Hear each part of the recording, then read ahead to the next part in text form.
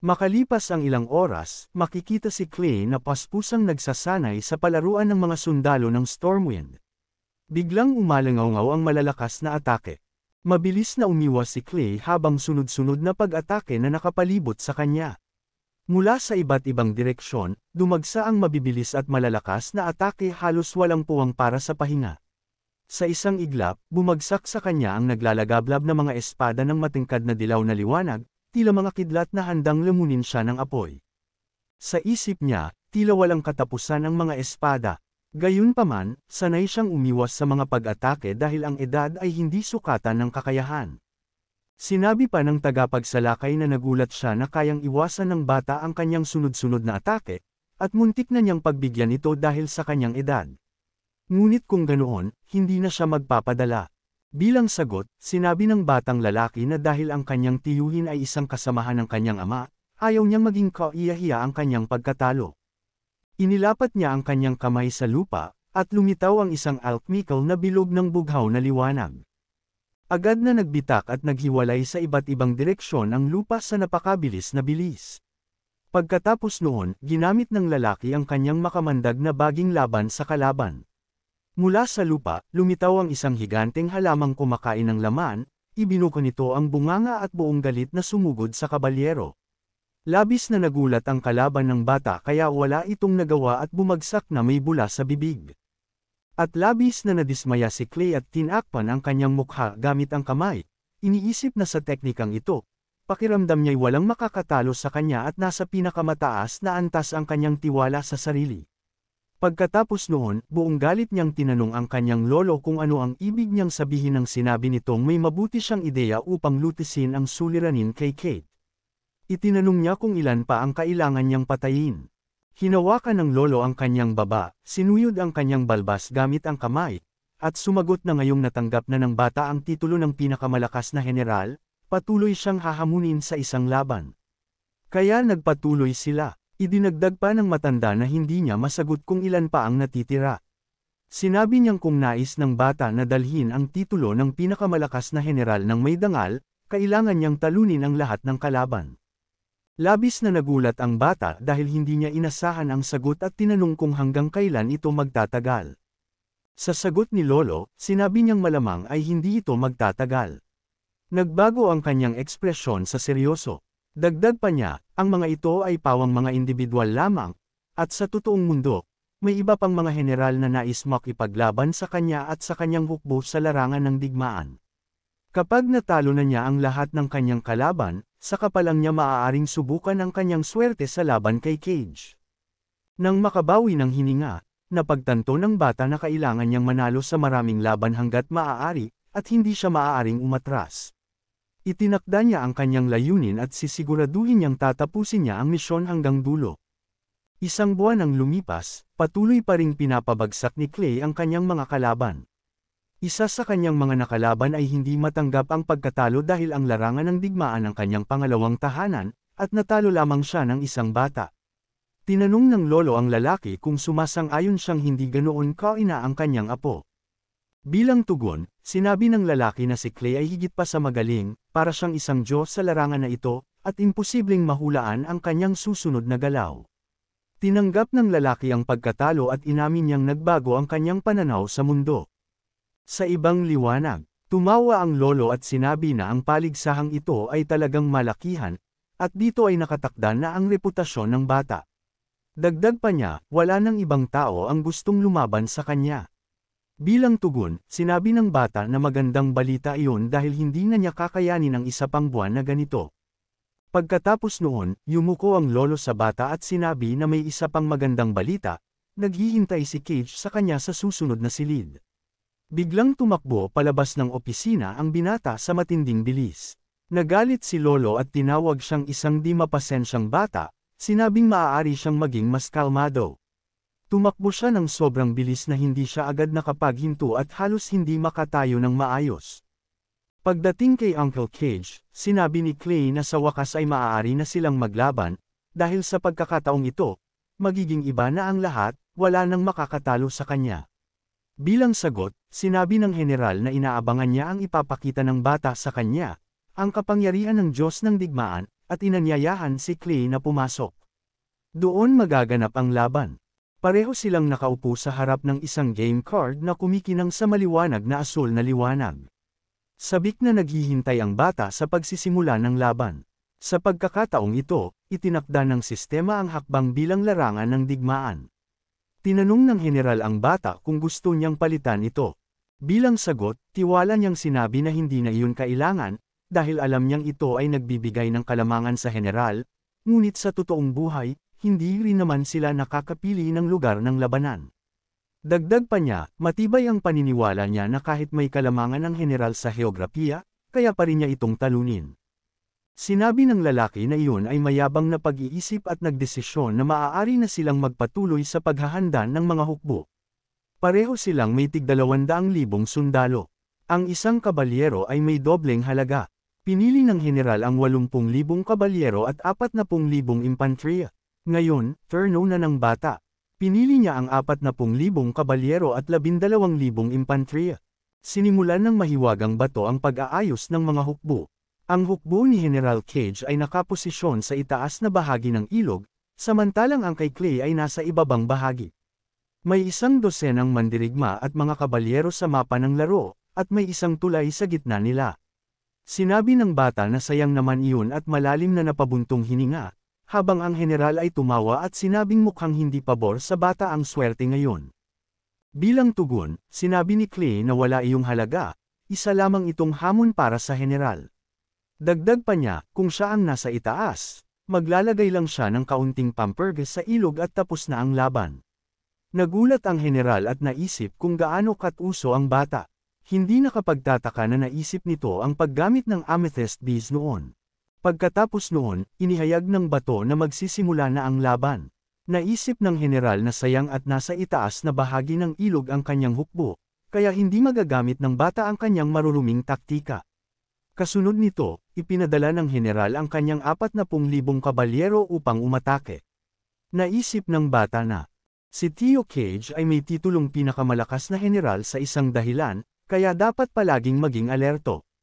Pinadala ng bata ang 1,000 kawal ng kabalyero at 2,000 kawal ng impanterya sa kagubatan upang magputol ng kahoy at magtayo ng kuta.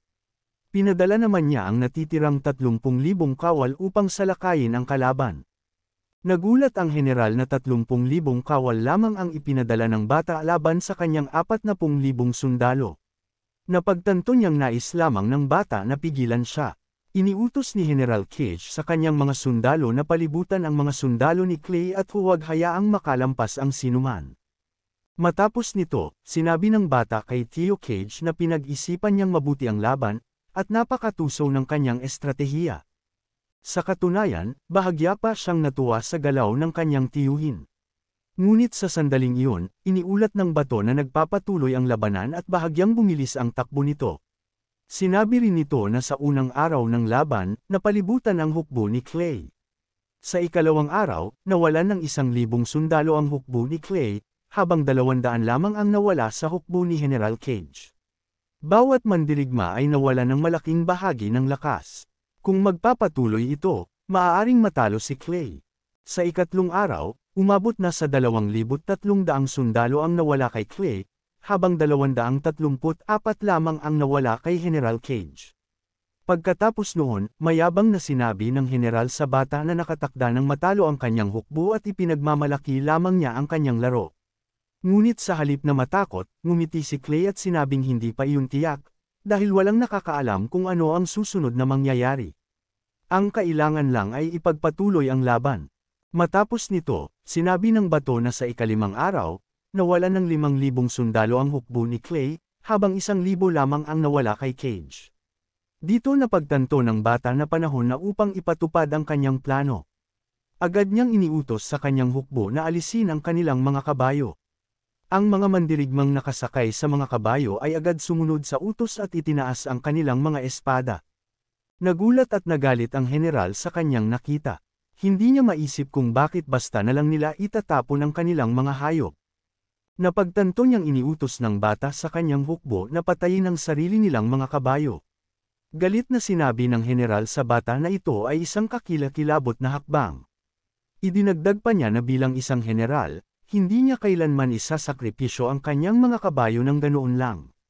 Matapos ang lahat, ang mga ito ay napakahalagang yaman sa labanan, at higit sa lahat, ito ay isang hindi makataong kilos.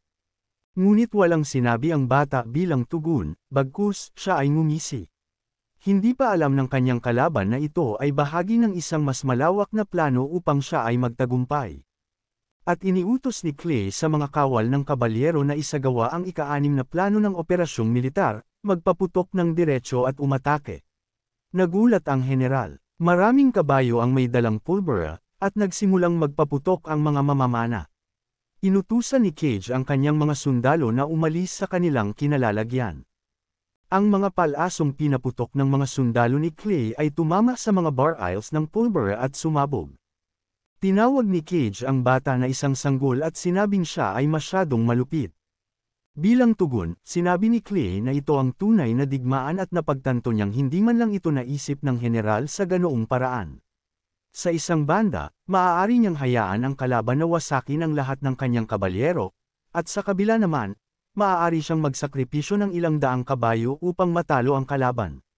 Bukod pa rito, hindi nasayang ang pagkamatay ng mga hayop dahil nagdusa rin ng malaki ang kabalyero ng kalaban. Dahil dito, sinabi ng general na tunay niyang minamaliit ang bata.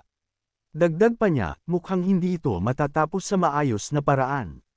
Binalaan ni Cage ang bata na maghanda para sa isang totoong labanan. Iniutos ng general sa kanyang hukbo na sumugod at patayin ang kalaban. Ang natitirang 10,000 kawal ng kabalyero ay abala pa rin sa pagpuputol ng kahoy, kaya tanging sa mga impanterya lang maaaring umasa ang bata upang pigilan ang kaaway. Nagpasya si Cage na sa ganitong ayos ng mga tropa, maiaahon niya sa lupa ang hukbo ng kalaban sa loob ng wala pang 1 oras. Gayunpaman, sa sandaling ito, isang bitag ang nag-trigger kung saan nahulog ang mga sundalo ni Cage. Hindi ito inaasahan ng lalaki at hindi niya maunawaan kung kailan na ihanda ng bata ang patibong. Sa sandaling iyon, sinabi ng bato na ang hukbo ni Cage ay nahulog sa bitag na inilagay ng hukbo ni Clay. Bumilis ang oras, kaya ang kabuoang pagkawala ni General Cage ay umabot sa 500 tao, at kabuoang 740 tao ang nasugatan at napatay. Sa kabuuan, 830 tao ang namatay. Pagkatapos, tinanong ng bata ang kanyang kalaban kung hindi niya napansin na ang kanyang mga sundalo ay abala pa rin sa pagpuputol ng kahoy. Siyempre, ang natitirang mga sundalo ay nagtatayo ng mga istrukturang panangga. Napagtanto ng general na mulat sa pole ay naglatag na ng bitag ang bata. Napagtanto rin niya na ipinadala ng bata ang kanyang mga sundalo upang bumili ng oras, at sa mismong sandaling iyon ay natapos ang mga kuta. Pagkatapos nito, nawalan ng malaking bilang ng tauhan at kabayo ang general at nahulog din sa isang patibong. Pinagtibay ni Clay ang sinabi ng lalaki at sinabing tama ito. Iginulong ng general ang kanyang mga mata at tinanong ang bata kung talagang iniisip niyang siya lamang ang marunong magsakripisyo ng mga piyesa upang iligtas ang isang general. Iniutos ng general sa kanyang hukbo na muling magtipon at lumaban. Bilang tugon, iniutos ng bata sa kanyang hukbo na kunin na ang lihim na sandata. Isa na naman itong bitag. Sinabi ng general na ang bata ang unang kalaban na nagdulot sa kanya ng ganitong kalalaking pagkalugi. Dagdag pa niya, kahit manalo ang bata sa labang ito, wala siyang dapat ipagmayabang. Bilang tugon, tinanong ng bata si Cage kung talaga bang iniisip niyang may tsansa pa siyang manalo. Pagkatapos, tumawa ang lalaki at sinabihan si Clay na hindi siya ang nag-iisa na marunong mag-isip. Pagkatapos noon, iniutos ng lalaki sa kanyang hukbo na wasakin ang mga tore ng mamamana. Pagkatapos, sinabi ng bato na tapos na ang laro at nanalo ang hukbo ni Clay. Nagulat ang general. Hindi siya makapaniwala na natalo siya at sinabing hindi ito maaaring mangyari dahil wala pang pinal na desisyon sa labanan. At hindi siya sang-ayon na tanggapin ang pagkatalo. Bilang tugon, sinabi ng bato na ang buong hukbo ni Cage ay sumugod sa pag-atake at ang mga imbakan sa likuran ay nawasak. Galit na sumigaw ang lalaki na hindi ito maaaring mangyari. Hindi niya maunawaan kung paano nakalusot ang mga tropa ng kanyang kalaban. Bilang sagot, sinabi ng bata na nang umatras ang kanyang kabalyero, itinago niya ang ilang mga kabalyero, at nang ang buong hukbo ng kalaban ay sumabak sa labanan, syempre, nagsimulang kumilos ang mga sundalo ni Clay. Hindi makapaniwala ang lalaki na talagang natalo siya. Bilang tugon, sinabi ng bata na sa kasamaang palad, ganoon nga. Ilang sandali pa, yumuko ang lalaki at inamin ang kanyang pagkatalo, saka humiling kay Ginoong Clay na tanggapin ang kanyang pagyuko. Bilang tugon, sinabi ng bata na kung malalaman ito ng kanyang ama, tiyak na papatayin siya, kaya hiniling niya sa lalaki na agad bumangon. Sinabi ni Cage sa bata na maraming beses na niyang sinubukang hadlangan siya, ngunit si Clay ay nanatiling matyaga, at buong puso niya itong kinikilala. Dagdag pa niya, ngayon ay tunay na ang bata na ang pinakamahusay na general sa buong kontinente, at siya, si Cage, ay magiging pinakatapat niyang lingkod. Ilang sandali pa, naglibot ang tagapagbalita sa lungsod at ipinaalam sa lahat na nanalo si Clay Dragonblood sa lahat ng laban at pati na rin laban kay General Cage. Ngayon, si Clay Longso na ang pinakamahusay na general sa kontinente at ang pinakamahusay na general sa Stormwind. Dahil dito, nagsimula ang mga tao na magdiwang at uminom bilang parangal sa pinakamalakas na general. Nagpasalamat ang bata sa kanyang lolo at sinabing kung hindi dahil sa kanyang plano, hindi niya makukumbinsi si Cage na sumuporta sa kanya. Sa tugon, tumawa ang lolo at sinabi na sa ganitong sitwasyon, ang pinakamahalagang bagay ay umasa sa sarili mong lakas, kung hindi siya ang lolo na magpapadala sa kanyang apo sa isang ganap na pagkawasak. Sa oras na iyon, may lumapit na lalaki at nag-abot ng isang mensahe mula sa palasyo. Binuksan ng lolo ang pergamino at sinimulang basahin ito. Napansin ng bata ang pagkabahala sa mukha ng kanyang lolo at tinanong kung ano ang nakasulat sa pergamino at kung ano ang nangyari. Pagkatapos, binasa ni lolo ng malakas ang nakasulat sa papel.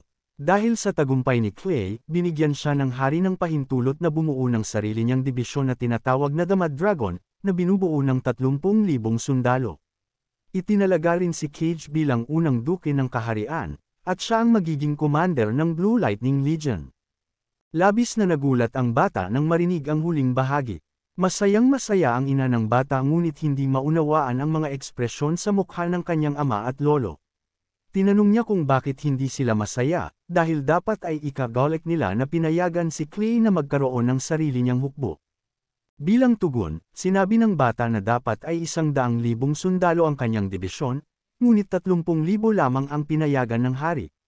Dagdag pa niya, si Cage ay kanyang tauhan, ngunit binigyan ito ng hari ng titulo bilang duke. Sa madaling salita, sinigurado ng hari na manatili si General Cage sa Stormwind. Sinabi ng lolo na parang ginantimpalaan ng hari ang bata, pero sa katunayan, nililimitahan lamang siya nito. Gayunpaman, maaari na ngayong bumuo si Clay ng sarili niyang hukbo. Dagdag pa ni lolo na sa huli, iniutos ng hari na pumunta sa kanya si Clay matapos niyang tapusin ang pagsasanay ng kanyang mga tropa.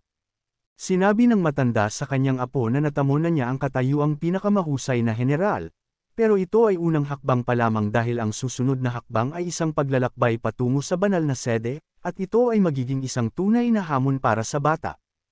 At lumipat ang eksena sa hari na nakasakay sa isang karwahe at siya ay may sakit.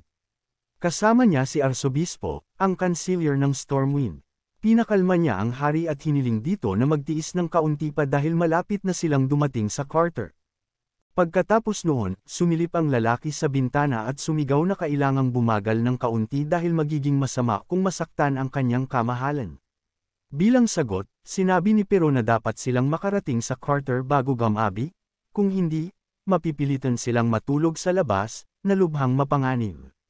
Sinabi rin niya sa arsobispo na dapat nitong alagaan ng mas maigi ang kanyang mahal na hari, dahil kailangan nitong magtiis ng kaunti pang panahon. Nagalit si arsobispo ngunit hindi nagkaroon ng pagkakataong magsalita. Pagkatapos noon, humarap si Pero kay Clay at napansin niyang tila kalmado at tiwala ito, samantalang ang hari ay parang masusuka na sa matinding pagod. Pagkatapos noon, tumawa ang lalaki. Bilang tugon, sinabi ng bata na matapos ang lahat ng ginawa ng hari sa kanya, hindi niya mapipigilan ang sarili na pahirapan ito ng kaunti. Matapos noon, iniutos ng bata sa mga kutsero na pabilisin ang biyahe at magmadali patungong Follow sa lahat ng pagkakataon. Sumunod si Pero sa utos. Katabi ng bata si Zinnia. Humarap siya sa kanyang kapatid at nagtanong kung talagang mapanganib kung hindi sila makakarating bago gumabi, dahil medyo natatakot siya. Bilang tugon, sinabi ng bata na kailangan nilang dumaan sa lungsod ng Phalo, na matatagpuan sa kaharian ng Carter, pagkatapos ay tumawid sa Simon Monastery, at pagkatapos lamang noon ay makakarating sila sa banal na sede. Sa ngayon, may kasunduan ng kapayapaan sa pagitan ng Stormwind at Carter, kaya wala silang dapat ipag-alala, ngunit hindi masamang maging maingat dahil hindi lahat ng pag-atake ay may babala. Sa sandaling iyon, tinawag ni Pero si Ginoong Clay. Sinabi niya na malapit na ang Phalo. Sinabi ng bata na iyon ay magandang balita upang sila ay makapagpatuloy. Makalipas ang ilang sandali, nakarating sila sa kaharian ng Carter. Madilim at malungkot ang paligid, at maraming patay at binitay na tao ang nakasabit sa mga lansangan. Nagulat si Zinnie sa kanyang nakita at hindi niya maunawaan kung paano ito nangyari dahil masyadong malupit ito. Bilang tugon, sinabi ng bata na ang hari ng Carter ay kilala sa kanyang kalupitan at pagmamalupit, dahil madalas ang mga pag-aalsa at kaguluhan sa loob ng kaharian. Sinabi rin niya na kung siya ay ipinanganak sa kahariang ito, siya mismo ang papatay sa hari. Makalipas ang ilang sandali, dumating ang bata at ang kanyang kamahalan sa palasyo ng hari, na matatagpuan sa kabisera ng kaharian ng Carter, Phalo. Tumawa ang hari at binati ang kanyang mahal na kaibigang si Edward, sinasabing labis niya itong namiss. Tinanong niya ang kanyang kaibigan kung bakit ito mukhang pagod at inisip na maaaring may nangyari rito. Bilang tugon, sinabi ng lalaki na maayos lang siya at malakas pa rin katulad ng dati. Ang kalsada lang ng kaharian ay bako-bako, ngunit dahil sa mga ganitong maliliit na bagay, hindi siya tatangjing uminom kasama ang kanyang kaibigan at sariwain ang lumang alaala. Sa sagot na iyon, tumawa si Haring Carter at inanyayahan ang kanyang kaibigan sa hapagkainan. Pagkatapos noon, humarap ang lalaki sa kanyang mga anak at sinabihan silang maglingkod ng maayos sa dakilang hari ng Stormwind, na nagbibigay ng kapayapaan at katahimikan sa hangganan ng kanilang kaharian. Malungkot na nagmasid ang tatlong anak na babae ng lalaki, at sinimulang sundin ang utos ng kanilang ama. Isa sa mga prinsesa ng kaharian ng Carter ay nagngangalang Emilia. Lumapit siya kay kanyang kamahalan at bumati. Ang pangalawang prinsesa ay si Charlotte. Lumapit din siya sa hari at nagpasalamat sa kanya sa pagprotekta sa mga hangganan ng kanilang estado. Ang pangatlong prinsesa, na nagngangalang Camilla, ay lumapit din sa hari at sinabing aalagaan nilang mabuti siya kasama ng kanyang mga kapatid. Dalawang dalaga ang yamakap sa hari, at ang pangatlo ay nagsabing naghanda sila ng masarap na alak at ang pinakamahusay na mga programa sa aliwan para kay kanyang kamahalan. Tumawa si Haring Carter at pinuri ang kanyang mga anak. Sa sandaling iyon, may narinig siyang pabulong sa kanyang likuran. Si Sinya iyon, na nagtanong sa kanyang kapatid kung bakit ginagawa ito ng mga prinsesa. Bilang tugon, sinabi ng bata na ito ay isang matagal nang nakagawiyang tradisyon, at ginagawa nila ito kapalit ng kapayapaan. At bagaman ito ay kabastusan, wala silang karapatang makialam.